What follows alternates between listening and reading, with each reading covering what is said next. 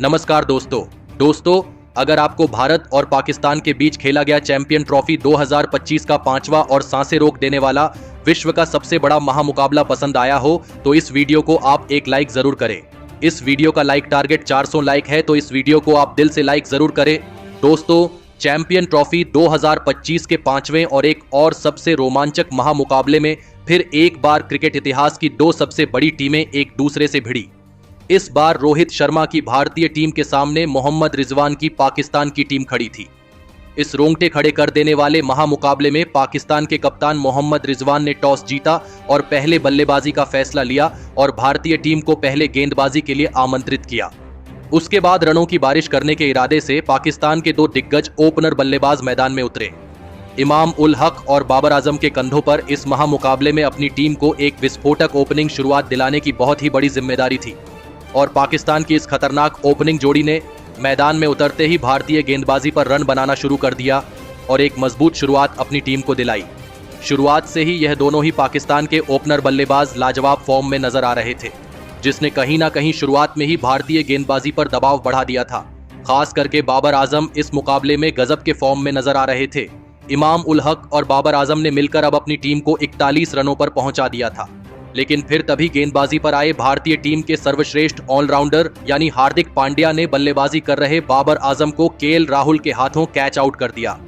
बाबर आजम 26 गेंद में 23 रन बनाकर आउट हो गए। पाकिस्तान की इस गजब की ओपनिंग साझेदारी के टूटने के बाद अब बल्लेबाजी के लिए साउद शकील मैदान में उतरे थे, लेकिन उनके साथ बल्लेबाजी कर रहे और पाकिस्तान के दूसरे ओपनर बल्लेबाज इमाम उल हक को इसी बीच अक्षर पटेल ने रन आउट कर दिया। इमाम उल हक 26 गेंद में बस 10 रन बना पाए। एक शानदार शुरुआत के बाद पाकिस्तान की टीम ने अपने दोनों ही ओपनर बल्लेबाजों को अब खो दिया था। अब बल्लेबाजी के लिए पाकिस्तान के कप्तान खुद मोहम्मद रिजवान मैदान में उतरे थे और फिर साउद शकील और कप्तान मोहम्मद रिजवान ने मिलकर भारतीय टीम की लाजवाब गेंदबाजी के सामने अपनी टीम के लिए एक और महत्वपूर्ण साझेदारी बनाना शुरू कर दिया। मोहम्मद रिजवान और साउद शकील ने एक दबाव भरे मौके पर आकर अपनी टीम को मुश्किल से बाहर निकाला था और भारतीय गेंदबाजी पर फिर एक बार दबाव बढ़ा दिया। मोहम्मद रिजवान और साउद शकील की इस गजब की साझेदारी ने अब कहीं ना कहीं भारतीय कप्तान रोहित शर्मा को भी परेशानी में डाल दिया था, क्योंकि यह साझेदारी अब लगातार मजबूत होती जा रही थी और फिर इसी बीच दोनों की 50 रनों की साझेदारी भी पूरी हो गई। पाकिस्तान के यह दोनों ही बल्लेबाज मैदान में अब पूरी तरह सेट हो चुके थे। भारतीय टीम की गेंदबाजी की परेशानियां बहुत ही ज्यादा बढ़ चुकी थीं, क्योंकि यह साझेदारी अब पाकिस्तान की टीम के लिए आसानी से रन बनाती जा रही थी।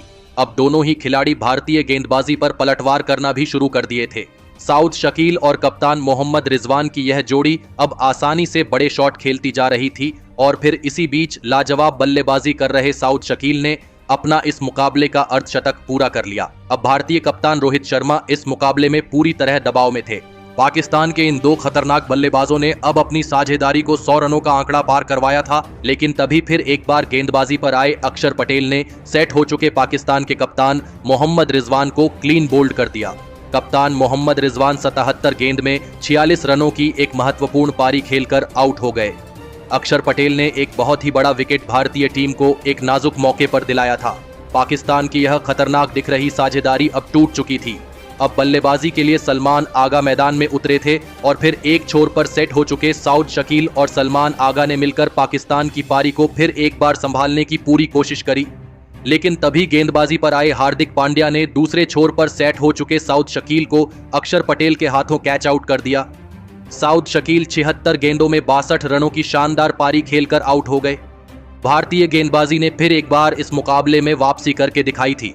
दोनों ही पाकिस्तान के सेट बल्लेबाज अब आउट हो चुके थे। अब बल्लेबाजी के लिए तैयब ताहिर मैदान में उतरे थे, लेकिन तभी पारी का 37वां ओवर डालने आए रविंद्र जडेजा ने अपनी इस ओवर की पहली ही गेंद पर नए बल्लेबाज तैयब ताहिर को ही क्लीन बोल्ड कर दिया। तैयब ताहिर इस मुकाबले में 6 गेंद में बस 4 ही रन बना पाए। अब पाकिस्तान की टीम ने अपनी आधी बल्लेबाजी को खो दिया था। पाकिस्तान की टीम अब एक बड़ी मुसीबत में थी। अब बल्लेबाजी के लिए खुशदिल शाह मैदान में उतरे थे और फिर यहां से खुशदिल शाह और सलमान आगा ने मिलकर फिर एक बार पाकिस्तान की टीम के लिए रन बनाना शुरू कर दिया, लेकिन तभी पारी का 43वां ओवर डालने आए कुलदीप यादव ने अपनी इस ओवर में सलमान आगा को रविंद्र जडेजा के हाथों कैच आउट कर दिया। सलमान आगा 24 गेंद में 19 रन बनाकर आउट हो गए, तो वही सलमान आगा के विकेट के बाद बल्लेबाजी पर आए शाहीन अफरीदी को भी उनकी पहली ही गेंद पर कुलदीप यादव ने एलबीडब्ल्यू आउट कर दिया। शाहीन अफरीदी तो इस मुकाबले में अपना खाता भी नहीं खोल पाए। पाकिस्तान की टीम लगातार विकेट खोती जा रही थी। पूरी पाकिस्तान की बल्लेबाजी अब बैकफुट पर थी। अब बल्लेबाजी के लिए नसीम शाह मैदान में उतरे थे और नसीम शाह और खुशदिल शाह ने मिलकर अपनी टीम के लिए कुछ महत्वपूर्ण रन बनाए। जहां पर खुशदिल शाह अपने बल्लेबाजी से पाकिस्तान के स्कोर बोर्ड को रुकने नहीं दे रहे थे, लेकिन तभी गेंदबाजी पर आए कुलदीप यादव ने नसीम शाह को विराट कोहली के हाथों कैच आउट कर दिया। नसीम शाह 16 गेंद में 14 रन बनाकर आउट हो गए। अब पाकिस्तान के बस 2 ही विकेट बचे थे। बल्लेबाजी के लिए हैरिस रॉफ मैदान में उतरे थे, लेकिन अब खुशदिल शाह भारतीय गेंदबाजी पर लगातार बड़े शॉट खेल रहे थे। पारी के 48वें ओवर में तो खुशदिल शाह और हैरिस रॉफ ने मिलकर मोहम्मद शमी को 2 छक्के लगा दिए थे, लेकिन इसी ओवर की आखिरी गेंद पर एक गलत रन लेने के चक्कर में हैरिस रॉफ को अक्सर पटेल ने रन आउट कर दिया। हैरिस रॉफ 7 गेंद में 8 रन बनाकर आउट हो गए। अब पाकिस्तान के आखिरी विकेट के रूप में अबरार अहमद मैदान में उतरे थे, लेकिन इस पारी के अंतिम ओवर में हर्षित राणा ने दूसरे छोर पर लाजवाब बल्लेबाजी कर रहे खुशदिल शाह को विराट कोहली के हाथों कैच आउट कर दिया और पाकिस्तान की इस पारी को यहीं पर खत्म कर दिया। लेकिन इसके बावजूद पाकिस्तान की टीम ने 241 रनों का एक बड़ा लक्ष्य भारतीय टीम के आगे रखा। उसके बाद पाकिस्तान से मिले 242 रनों के विशाल लक्ष्य का पीछा करने भारतीय टीम के 2 दिग्गज ओपनर बल्लेबाज मैदान में उतरे।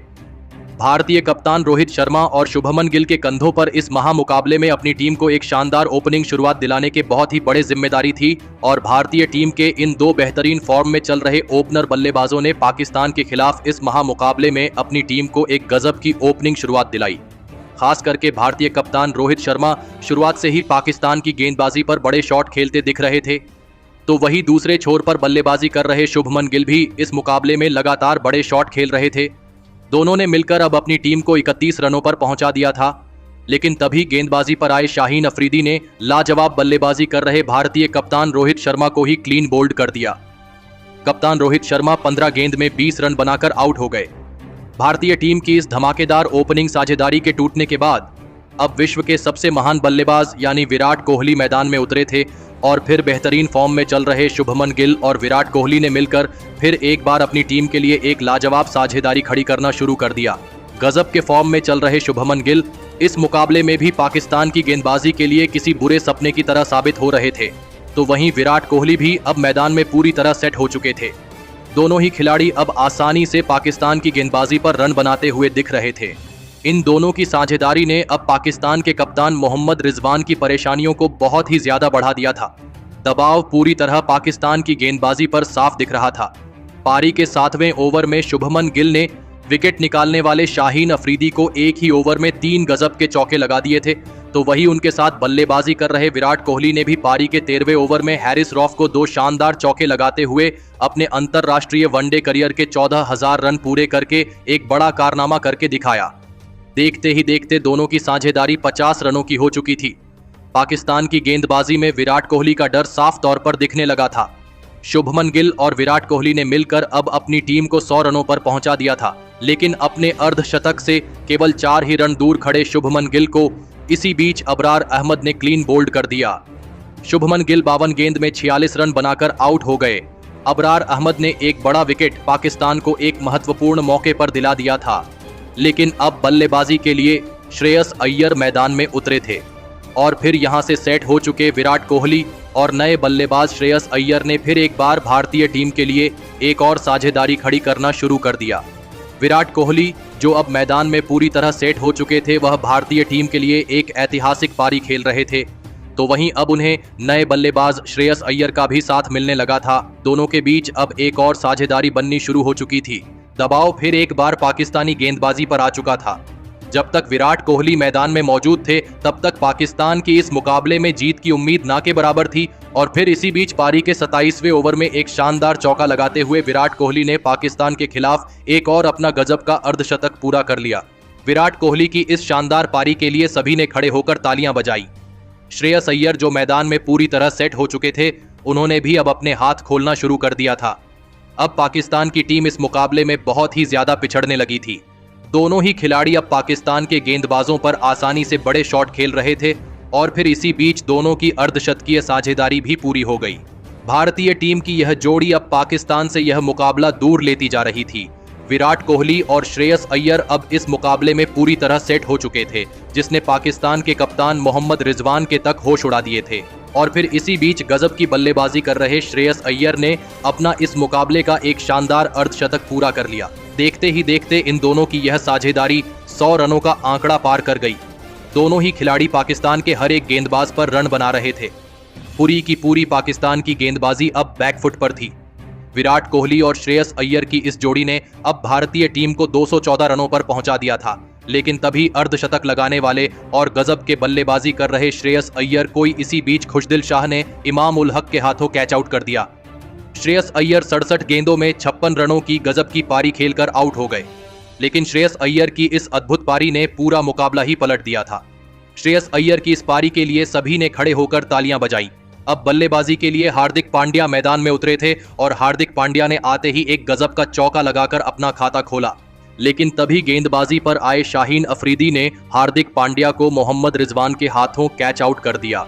हार्दिक पांड्या 6 गेंद में 8 रन बनाकर आउट हो गए, लेकिन सभी की नजरें अब विराट कोहली की तरफ टिकी हुई थी, क्योंकि वह अपने एक ऐतिहासिक शतक से कुछ ही रन दूर थे। अब उनका साथ देने अक्षर पटेल मैदान में उतरे थे और अक्षर पटेल ने भी उनका साथ बखूबी निभाया और लगातार विराट कोहली को ही स्ट्राइक दी। लेकिन पाकिस्तान के गेंदबाज शायद विराट कोहली का शतक नहीं होता हुआ देखना चाहते थे, जिस वजह से वह लगातार वाइड गेंदें डाल रहे थे। लेकिन अंत में विराट कोहली ने भी हार नहीं मानी और पारी के 43वें ओवर की तीसरी गेंद पर विराट कोहली ने एक शानदार चौका लगाते हुए अपना एक ऐतिहासिक शतक पूरा कर लिया। तो वहीं इसी चौके के साथ विराट कोहली ने इस क्रिकेट इतिहास के सबसे बड़े महामुकाबले में पाकिस्तान की टीम को 6 विकेट से मात देकर इतिहास रच दिया। दोस्तों, भारतीय टीम ने गेंदबाजी से लेकर बल्लेबाजी में भी पाकिस्तान की टीम को मात दे दी, जहां पर भारतीय टीम के इस मुकाबले के असली हीरो साबित हुए विराट कोहली, जिन्होंने इस मुकाबले में 111 गेंदों में 100 रनों की अद्भुत शतकीय पारी खेली, जिसके सामने पूरी पाकिस्तान की टीम नाकामयाब हुई और फिर इसी के चलते भारतीय टीम पाकिस्तान को इस महामुकाबले में हरा पाई। तो दोस्तों, आप विराट कोहली की इस ऐतिहासिक शतकीय और मैच जीताने वाली अद्भुत पारी के लिए उन्हें 10 में से कितने अंक देना चाहेंगे? आप अपनी राय नीचे कमेंट में देना बिल्कुल भी ना भूलें। धन्यवाद।